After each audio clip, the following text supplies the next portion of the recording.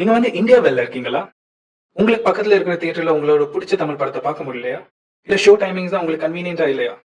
இதனால நீங்க பைரசி தான் ஒரே வழின்னு நினைச்சிட்டு இருக்கீங்களா?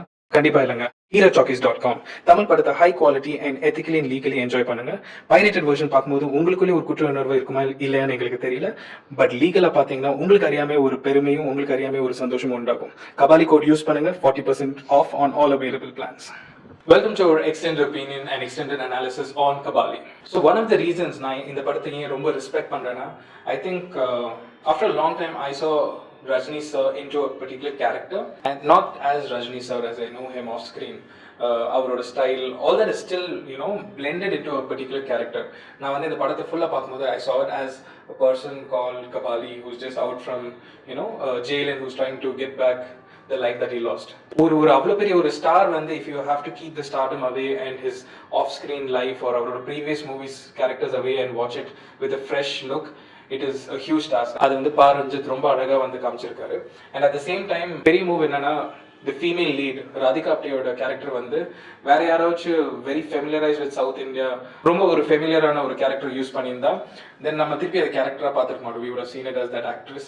So I think Radhika Apte she's done exceptionally well and even கதைக்குள்ள எடுக்கணும்னு நினைச்சதே it was a big plus. And இவங்க ரெண்டு பேரும் மட்டுமே இல்லாமல் there are many other people who actually played that part very well. Be it Danshika, be it Hari or John Vijay, even Nazar sir. So all of them இவங்க எல்லாமே ரொம்ப பயங்கரமாக role play பண்ணியிருந்தாங்க. After the casting would be screenplay. Story சிம்பிளாக இருந்தாலும் the way the screenplay was executed, எனக்கு வந்து personally I cried at 2-3 places. It was so emotional, ரொம்ப டீப்பா இருந்தது and it was not like a cliched commercial Rajinikanth or a movie. It was very very deep, very different from what we have received before. So அது வந்து ஒரு emotional journey. அதுதான் அவங்களும் சொல்லியிருந்தாங்க. So and I completely felt it. ஒரு more love story. அவர் ஏதோ தேடிட்டே இருக்காரு. அந்த ஃபர்ஸ்ட் ஹாஃப் பார்த்தீங்கன்னா ஏதோ தேடி அது வந்து அவரோட கண்ணில் ரொம்ப நல்லா காமிச்சிருப்பாங்க.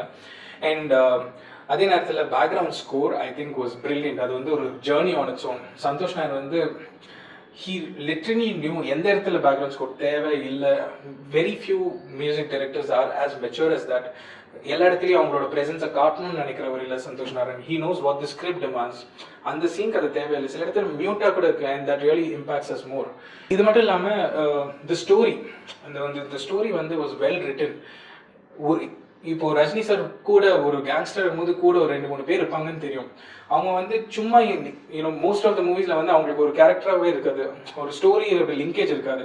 ஒரு மாஸ் காட்டணும் அப்படிங்கிறனாலே கூட நிற்பாங்க சில பேர். ஸோ அந்த மாதிரி இல்லாமல் everyone who stood behind him had a story and அவங்க வந்து ஏதோ ஒரு ஸ்மால் விஷயமா இருந்தாலும் they contribute to the whole movie and that was something that I like. எல்லாரும் இந்த படத்தோட வீடியோ லிங்க் பண்ணியிருக்காங்க. The editing was class. And எந்த இடத்துல மாஸ்க் காட்டணுமோ அந்த இடத்துல சில இடத்துல ரொம்ப ராவாக இருக்கு. The camera angle and editing அது வந்து it again adds to that particular situation. Costume எனக்கு ரொம்ப பிடிச்சது. Be it the retro age or இந்த ப்ரெசென்ட் ஏஜ்ல காமிக்கிற ரஜினி சார் அவரோட காஸ்டியூம்ஸ் ஸோ மச் டீட்டெயில். அவரோட காஸ்டியூம்ஸ் மட்டும் இல்லை, everyone else according to him. மலேசியாவில் இந்த மாதிரி கேங்ஸ்டர்ஸ் இருந்தாங்க, எப்படி ட்ரெஸ் பண்ணுவாங்க, ஜஸ்ட் ட்ரக்ஸ்குள்ளே போகிறவங்க அவங்க எப்படி ட்ரெஸ் பண்ணியிருப்பாங்க, அவங்களோட makeup all that was very good. And சில வார்த்தைகள் சூப்பர் பதிலாக பொண்ணு அப்படிங்கிற ஒரு வார்த்தை யூஸ் பண்ணுறது. ஸோ ஆல் தட் ஒரு நேட்டிவிட்டி காமிச்சுது. அண்ட் ஆப்வியஸ்லி ரஜினிகாந்த் சாரோட entry it was not one அப்படி தெரிச்சிட்டு வர மாதிரி ஒரு என்ட்ரி கிடையாது, பட் மாசா இருந்தது. ஸோ அதுதான் I think Ranjith knew exactly அவர் ஒரு பிளெண்ட் தேவன் நான் எப்பவுமே நினைச்சேன் இந்த படத்துக்கு for it to be a hit, not purely commercial, not purely content oriented. And the blend I think he was able to find it. It might be different for the audience, that is nothing to do with the execution. அது வந்து it's more to do with the expectation from the audience.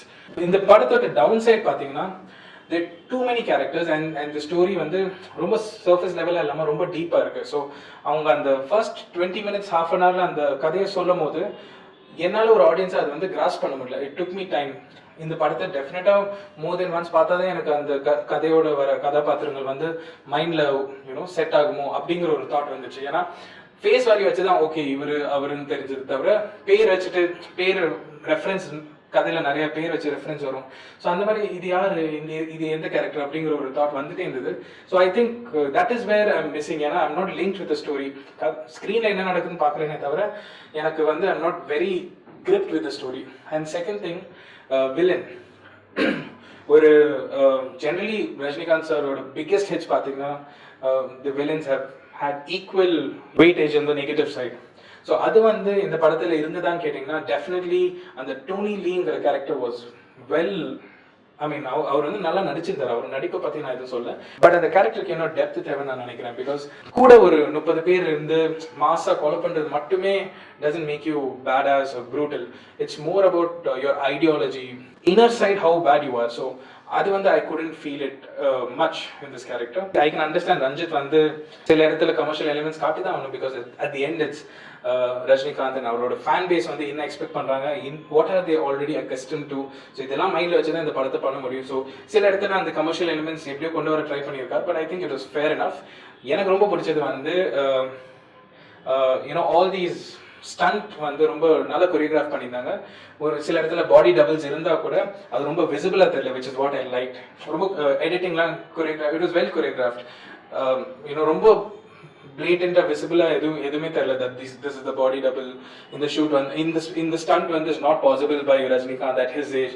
அந்த மாதிரிலாம் there was no stunt, so it was very realistic. I like that. It was ரொம்ப authentic இருந்தது. It was not அதுக்காக you know gun shots and all. I think that was more of a commercial element, but apart from that in the குதிக்கிறது and all that, it was very nice.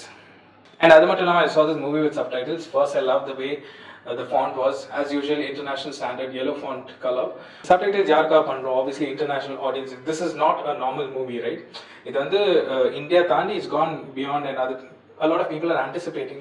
It's been booked for the whole week all over the world. So அப்படி பாத்தீங்கன்னா the subtitles plays a very important role. ஏன்னா authenticity of the movie is maintained, but still people can understand. So அப்படி பாத்தீங்கன்னா subtitles நிறைய இடத்துல வந்து ஒரு சின்ன எக்ஸாம்பிள், மலேசியால வந்து கோழி கறி அப்படின்னு சொல்லிட்டு கலாய்ப்பாங்க. But easier any entry level translator, I wouldn't even call them subtitles, entry level translator would say chicken curry or chicken meat or hen's meat or whatever. But in the இடத்துல பாத்தீங்கன்னா Englishல probably they would say lamb for slaughter.